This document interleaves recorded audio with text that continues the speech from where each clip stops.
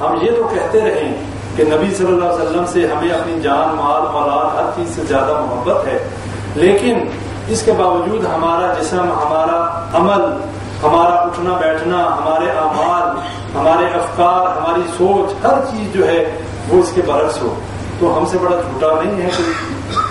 پھر ہم اپنی بات میں جھوٹے نہیں تو کیا ہے؟ اگر ہم اس بات کا ابھی ہم جتنے لوگ، ہم دوسرے لوگوں کی بات نہیں کرتے، جتنے لوگ ہم یہاں بیٹھے ہیں ہم اپنی بات کرتے ہیں، ہمارے ملک میں کیا ہو رہا ہے، ہمارے جو ہیں حکمران کیا کر رہے ہیں، وہ سارا ایک، وہ تو ہماری جیسے ہم ہیں ویسے ہمارے حکمران ہیں، جیسے ہمارے کالے کرتوت ہیں ویسے ہی ان کے کرتوت ہونے ہیں، کوئی آسمان سے تو نہیں اتر رہے۔ جب ہم خود صحیح نہیں تو ہمارے حکمران بھی تو ویسے ہی ہوں گے۔ اگر ہم صحیح ہوتے تو ہمارے اوپر بندے بھی صحیح ہوتے۔ ہم صحیح نہیں، ہم دین سے محبت کرنے والے نہیں، ہم نبی سے محبت کرنے والے نہیں، اسی لیے ہم نے ایسے لوگوں کے اپنے اوپر بٹھایا ہے کہ جو سارے ہی کیے کرائے میں پانی پھیرنے والے، اور جن کے نزدیک دین اسلام کی کوئی حیثیت نہیں۔ ان کے لیے یہودی آئے یا عیسائی آئے، عیسائیت پھیل جائے یا یہودیت پھیل جائے، ان کو اپنے مال اور ان کو اپنے جو ہے عیاشیوں سے فرصت نہیں۔ تو بات یہ ہے کہ جتنے لوگ ہم یہاں بیٹھے ہیں، کیا ہم نبی اکرم صلی اللہ علیہ وسلم سے جان مال اولاد ہر چیز سے زیادہ محبت کرتے ہیں؟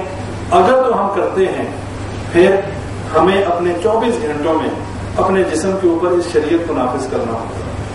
پھر ہم آدھا تیکر آدھا بٹیر بن کے نہیں گزارا کر سکتے۔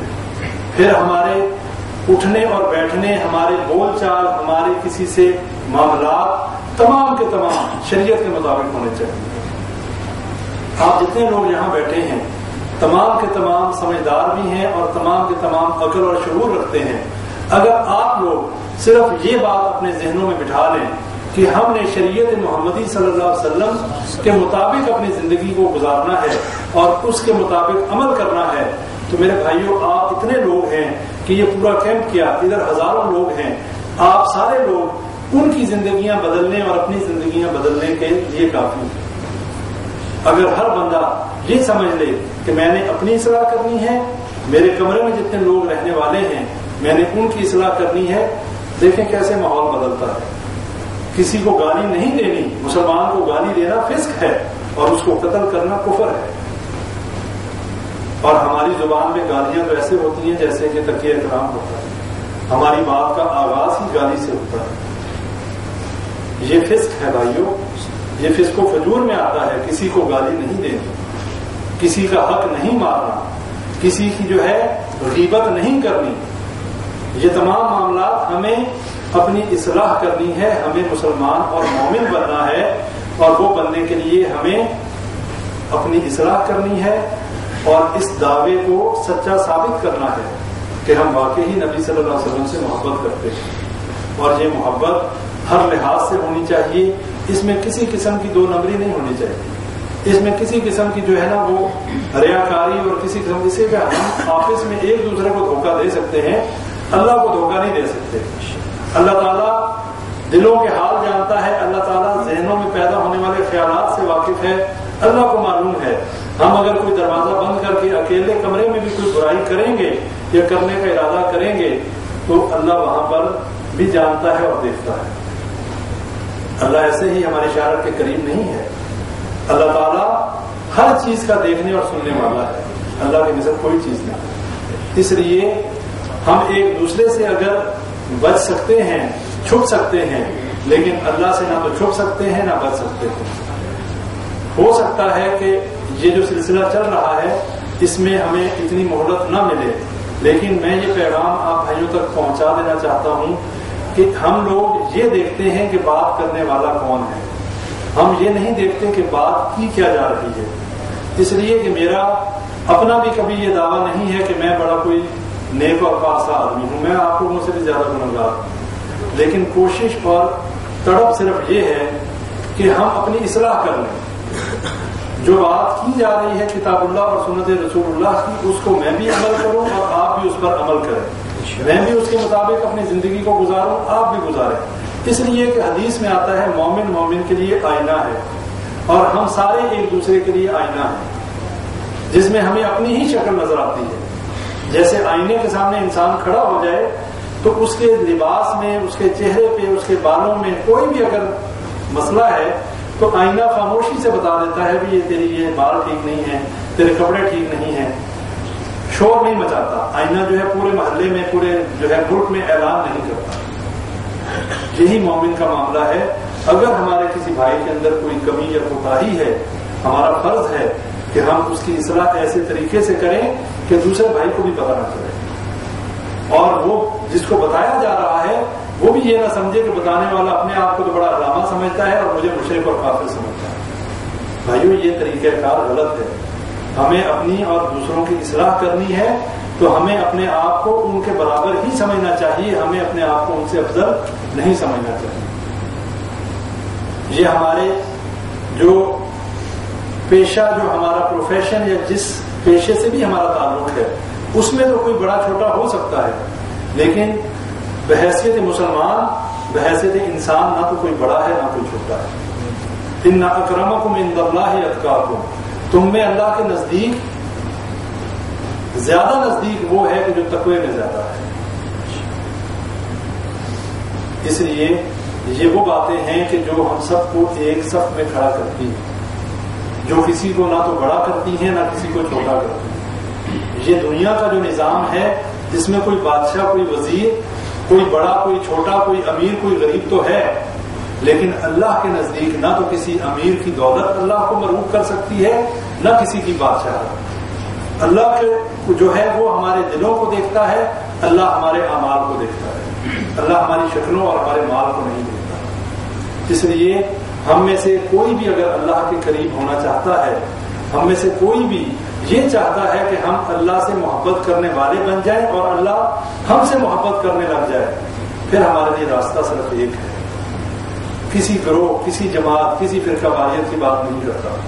ایک راستہ ہے، قل ان کنتم تحبون اللہ فاتبعونی یحببکم اللہ ویغفر لکم ذنوبکم واللہ غفور رحیم. اللہ نے قرآن میں بتا دیا کہ اے نبی صلی اللہ علیہ وسلم کہہ دیجئے اگر تم اللہ سے محبت کرنا چاہتے ہو فاتبعونی، میری اطاعت کرو. کس کی؟ نبی اکرم صلی اللہ علیہ وسلم کی. جب میری اطاعت کرو گے تو پھر کیا ہوگا؟ یحببکم اللہ، اللہ تم سے محبت کرنے لگے گا. اور جب اللہ محبت کرنے لگے گا پھر کیا کرے گا؟ وَيَغْفِرْ لَكُمْ ذُنُوبَكُمْ، اللہ تمہارے گناہوں کو معاف کر دے گا. واللہ غفور رحیم، اللہ تعالیٰ معاف کرنے والا اور رحم کرنے والا ہے. اتنا آسان دین ہے، بہت ہی آسان دین ہے، ہم نے اسے مشکل بنا دیا. اس آسان دین کو سمجھیے، کتاب اللہ اور سنت رسول اللہ کو تھامیے، اس کے مطابق عمل کیجئے، انشاءاللہ دنیا میں بھی کامیاب اور آخرت میں بھی کامیاب. کیا خیال ہے؟ کتاب اللہ اور سنت رسول اللہ کو تھامیں گے انشاءاللہ. ہم میں سے نہ تو کوئی حنفی ہے، نہ کوئی شافی ہے، نہ کوئی مالکی ہے، نہ کوئی حنبلی ہے، نہ کوئی دیوبندی، بریلوی، یہ ساری چیزیں ہم صرف اور صرف مسلمان ہیں، اور ہمارے لیے کتاب اللہ اور سنت رسول اللہ یہی سب سے زیادہ قابل عمل ہے.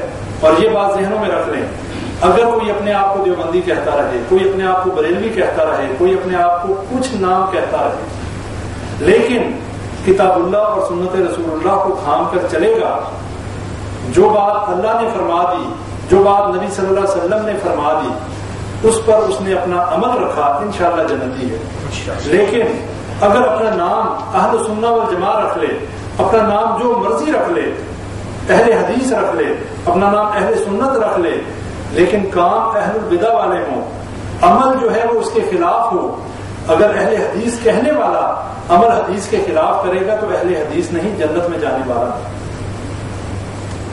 یہ بات کہنے کی نہیں ہے، ہمیں پھل اس چیز کا ملے گا جو ہم نے عمل کیا. اگر کہنے سے کام بنتا، ہر بندہ ہی اپنا نام اہل سنت والجماعت رکھ لیتا، ہر بندہ اپنا نام اہل حدیث رکھ لیتا، ہر بندہ اپنے آپ کو، یہ جتنے بھی گروہ بندیاں ہیں یہ نبی صلی اللہ علیہ وسلم کی پیشن گوئی ہے. اور نبی صلی اللہ علیہ وسلم نے 1400 سال پہلے فرما دیا تھا کہ یہودیوں کے 71 فرقے ہوئے، عیسائیوں کے 72 فرقے ہوئے، میری امت کے 73 فرقے ہوں گے. اور فرمایا کلہم فی النار الا ملۃ واحدہ. یہ بہت سخت بات ہے، آج ہم 73 سے بھی بہت آگے نکل گئے. یہ نبی صلی اللہ علیہ وسلم نے، بھائی اپنے ذہنوں سے یہ غلط فہمی نکال دیں، نبی صلی اللہ علیہ وسلم نے ہمیں ایک خبر دی تھی کہ میری امت کے بھی 73 فرقے ہوں گے، یعنی یہ یہود و نصارہ ہی کے پیچھے چلیں گے، جیسے وہ فرقوں میں بٹ گئے یہ بھی بٹ جائیں گے. لیکن ساتھ یہ بھی فرما دیا کلہم فی النار، تمام کے تمام جہنم میں جانے والے، الا ملت واحدہ، صرف ایک جماعت، اور وہ کون سی؟ اگر نبی صلی اللہ علیہ وسلم کہتے کہ جی دیوبندی جائیں گے، مثال کے طور پہ آج ساری جماعتوں کا نام دیوبندی ہوتا ہے. اب دیوبندی کوئی جماعت نہیں ہے، دیوبندی ایک جگہ ہے، دیوبند ایک جگہ ہے، ایک مدرسہ ہے. یہ اس کے ساتھ ایفیلیشن ہونے سے کوئی دیوبندی نہیں بن جاتا. یا حنفی امام ابو حنیفہ کی طرف نسبت کرنے سے ان کی طرف ان کے تلامذہ نے نسبت کی. یہ کوئی اس کو جماعت بنا لینا یا اس کو کوئی منہج بنا لینا. امام ابو حنیفہ کیا تھے؟ ان کے لیے بھی کتاب اللہ اور سنت رسول اللہ تھی. انہوں نے بھی کہا اذا صح الحدیث فہو مذہب، جب صحیح حدیث آ جائے میرا وہی مذہب ہے. سب ائمہ کرام نے دعوت دی کتاب اللہ اور سنت رسول اللہ کی طرف. اب یہ ہماری مرضی ہے، ہم ان کی تعلیمات کے مطابق زندگی گزاریں تو ہم کامیاب ہیں. اگر ہم کسی کی غلط بات کو لے کر آگے پھیلاتے رہیں، چلتے رہیں، اس میں ان کا قصور نہیں ہے، غلطی وہ انسان سے ہو سکتی ہے. اسی لیے انہوں نے کہا تھا اذا صح الحدیث فہو مذہب. انہیں بھی معلوم تھا کہ جب کتاب اللہ اور سنت رسول اللہ کے علاوہ ہر چیز جو ہے اس کا رد ہو سکتا ہے، نہ اللہ کی کتاب کا رد ہو سکتا ہے، نہ نبی صلی اللہ علیہ وسلم کے فرمان کا رد ہو سکتا ہے. اس لیے ہمیں بھی دین انہی چیزوں سے لینا چاہیے. جب ہمارے سامنے قرآن کی آیت آ جائے آمنا و صدقنا، جب نبی صلی اللہ علیہ وسلم کا فرمان آ جائے وہیں پہ آمنا و صدقنا کریں. اس لیے کہ ان دو چیزوں پہ ہی چل کر جو ہے ہماری کامیابی ہے. اور کوئی بھائی جانے یا انجانے میں کسی کتاب اللہ کی آیت کا یا حدیث رسول اللہ صلی اللہ علیہ وسلم کا انکار نہ کر بیٹھے. اس لیے جب ہمارے سامنے صحیح حدیث آ جائے، جب ہمارے سامنے قرآن کی آیت آ جائے، ہمارا اس کے مطابق عمل ہونا چاہیے. پھر ہمارے چونکہ چنانچہ یہ وہ نہیں ہونا چاہیے. اسی میں ہماری بھلائی ہے. اور آج ہمارا سب سے بڑا المیہ یہی ہے کہ ہم فرقہ واریت کا شکار ہو چکے. قرآن نے مذمت کی ہے فرقہ مت ہو جاؤ. وَاعْتَصِمُوا بِحَبْلِ اللَّهِ جَمِيعًا وَلَا تَفَرَّقُوا، اللہ کی رسی یعنی اس دین کو مضبوطی سے تھام لو اور گروہ مت ہو جاؤ، فرقہ مت ہو جاؤ. یہ حدیث کمپلیٹ کر کے بات کو ختم کرتا ہوں. جب نبی صلی اللہ علیہ وسلم نے فرمایا ایک جماعت جنت میں جائے گی، صحابہ نے پوچھا من ہی یا رسول اللہ صلی اللہ علیہ وسلم، وہ کون سی جماعت ہے؟ نبی صلی اللہ علیہ وسلم نے فرمایا ما انا علیہ و اصحابی، جس پر میں اور میرے صحابہ ہیں. اور ایک روایت میں آتا ہے ما انا علیہ فی اليوم و اصحابی، کہ جس پر آج میں اور میرے صحابہ ہیں وہ جماعت جنت میں جائے گی. آپ سب جو ہیں اسی جماعت کو تھام لیں. وہ کون سی جماعت ہے؟ نبی صلی اللہ علیہ وسلم والی جماعت، صحابہ والی جماعت. جو انہوں نے کیا وہی آپ بھی کریں، جو انہوں نے نہیں کیا مت کریں. حضرت ابوبکر صدیق رضی اللہ تعالیٰ عنہ، عشرہ مبشرہ، یہ سارے صحابہ جو ہیں اپنے ساتھ نسبتیں لگائے بغیر صرف محمدی ہو کر جنت میں چلے گئے تو ہم نہیں جا سکتے.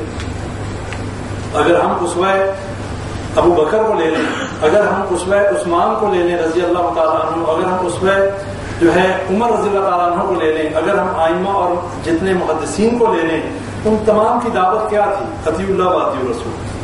وہ امام شافعی ہوں، وہ امام مالک ہوں، وہ امام احمد ہوں، وہ امام ابو حنیفہ رحمہ اللہ ہوں، تمام کی دعوت کتاب اللہ اور سنت رسول اللہ کی دعوت تھی. ساتھ انہوں نے یہ بھی فرما دیا کہ اگر صحیح حدیث آ جائے تو اس کو لے لو، اس لیے کہ انہیں معلوم تھا کہ ان سے غلطی ہو سکتی ہے. اگر غلطی نہیں ہو سکتی تو صرف نبی اکرم صلی اللہ علیہ وسلم سے غلطی نہیں ہو سکتی. وہ معصوم عن الخطا ہیں اور اللہ کی وحی ان پر آتی ہے، اس وجہ سے ان سے غلطی نہیں ہو سکتی. باقی ہر انسان سے غلطی ہو سکتی ہے. لہذا اپنے لیے حجت جو ہے وہ کتاب اللہ اور سنت رسول اللہ کو بنائیں. باقی کسی کی بات اس کے علاوہ اگر صحیح ہے ضرور مانیں، اگر غلط ہے تو چھوڑ دیں. تو اللہ سے دعا کریں اللہ تعالیٰ ہمیں صحیح معنوں میں کتاب اللہ اور سنت رسول اللہ پر عمل کرنے کی توفیق عطا فرمائے. جو باتیں کہی گئی، جتنی باتیں صحیح ہیں وہ اللہ کی طرف سے، اور جو بات کوئی غلط ہوئی ہو وہ میری اور شیطان کی طرف سے اللہ تعالیٰ معاف فرمائے. اللہ تعالیٰ کہنے والے کو بھی اور سننے والوں کو بھی عمل کی توفیق عطا فرمائے. اللہ تعالیٰ دنیا اور آخرت میں ہمیں کامیاب فرمائے جب تک زندہ رہیں. اللہ تعالیٰ کے اس دین پر قائم رہیں، اور جب ہمیں موت آئے تو مرتے وقت اللہ تعالیٰ ہمیں کلمہ نصیب فرمائے۔